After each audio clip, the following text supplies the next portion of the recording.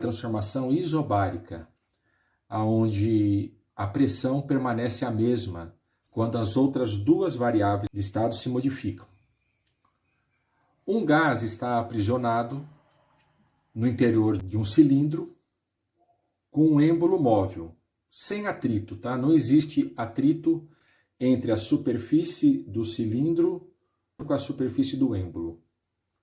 E está hermeticamente fechado. O meio interno não se comunica com o meio externo. A princípio, foi aferido o volume e a temperatura do volume 30 ml, aqui tem 30 ml, e a temperatura que estava submetida este gás era menos 100 graus Celsius, o equivalente em Kelvin é 173. Pois bem, e a pressão, professor? Olhe para o êmbolo, ele está estacionado? Ele não está subindo nem descendo? Isso significa o quê? Que a pressão que as molequinhas contidas no interior desse cilindro exercem, batendo em sua superfície interna, tem a mesma intensidade da pressão atmosférica que empurra o êmbolo para baixo. Então a pressão, se esse experimento foi realizado ao nível do mar, a pressão é 1 atm, visto que o êmbolo não se movimenta nem para cima e nem para baixo. Está parado. Esse sistema foi colocado numa manta térmica, até que a sua temperatura atingisse 73 graus Celsius, o equivalente em Kelvin 346. E esta manta térmica ela tem a habilidade de manter a temperatura de acordo com o que o laboratorista pretende deixá-la. Então ele deixou aqui em 73 graus Celsius. E foi aferido o volume.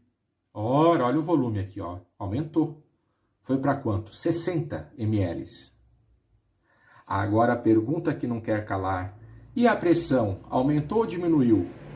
Dá uma olhada aqui no êmbolo. O êmbolo, ele não está se movimentando nem para baixo e nem para cima. Não há nenhum sinal aqui na ilustração de que ele esteja se movimentando para cima ou para baixo. Ele está estacionado.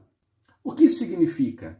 Que a pressão que essas moléculas gasosas estão exercendo quando colidem na superfície inferior, né, deste êmbolo, interna deste êmbolo, é a mesma daquela que a pressão atmosférica exerce nessa superfície aqui, ó, que é a superior.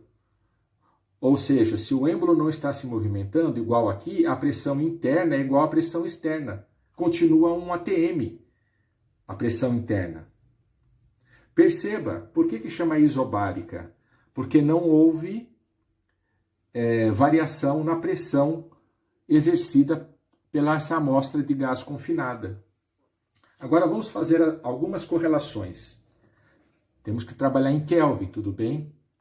30 litros... Opa, aqui é ml, né? Aqui está em ml, tá? ml. 30 ml, 173 Kelvin. 60, 346. 60 é o dobro de 30. Assim como 346 é o dobro de 173. Então é uma relação direta, de proporção direta. Quando isso acontece, o volume inicial dividido pela temperatura inicial, veja que dá um valor aqui, ó, volume inicial dividido pela temperatura inicial dá este valor aqui. E o volume final dividido pela temperatura final dá o mesmo valor, é constante. Diferente da transformação isotérmica, olha. O que é constante aqui? É o produto de um pelo outro. É constante, tá vendo? 2 vezes 2, 4. 1 vezes 4, 4. Na transformação isobárica, não. 173 vezes 30 não é a mesma coisa do que 346 vezes 60. O que é constante é o resultado da divisão do volume pela temperatura a cada mudança de estado. Portanto, quando a gente quer calcular, fazer qualquer continha sobre transformações isobáricas, é a divisão de um pelo outro e não a multiplicação, tudo bem?